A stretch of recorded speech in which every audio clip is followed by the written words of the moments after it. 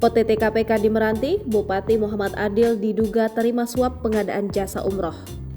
Komisi Pemberantasan Korupsi mengungkap kasus operasi tangkap tangan terhadap Bupati Kepulauan Meranti Muhammad Adil. Muhammad Adil yang terjaring operasi tangkap tangan diduga menerima suap terkait pengadaan jasa umroh. Diketahui, Adil terjaring OTT KPK pada Kamis 6 April 2023. Puluhan pejabat strategis di lingkungan pemerintah Kabupaten Meranti juga ditangkap. Selain itu, KPK juga menduga Adil melakukan korupsi terkait pemotongan uang pengganti dan ganti uang persediaan. Merujuk situs resmi Kementerian Keuangan, UP merupakan uang muka kerja dalam jumlah tertentu. Dana tersebut dikucurkan kepada melalui bendahara, pengeluaran untuk membiayai kegiatan operasional sehari-hari satuan kerja atau biaya pengeluaran yang sifat dan tujuannya tidak mungkin dilakukan melalui mekanisme pembayaran langsung. Sementara itu, GUP dilakukan untuk mengisi kembali uang persediaan di bendahara pengeluaran.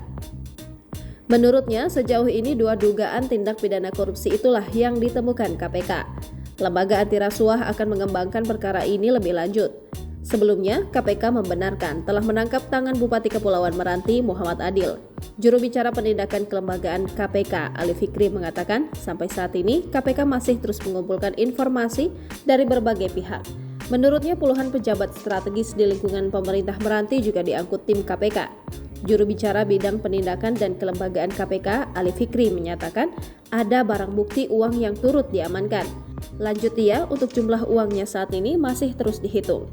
Penyidik KPK juga masih mengonfirmasi kepada beberapa pihak yang diamankan. Diterangkannya, KPK masih melakukan pengumpulan bahan keterangan dari beberapa pihak terkait. Jangan lupa subscribe, share, komen, dan like ya!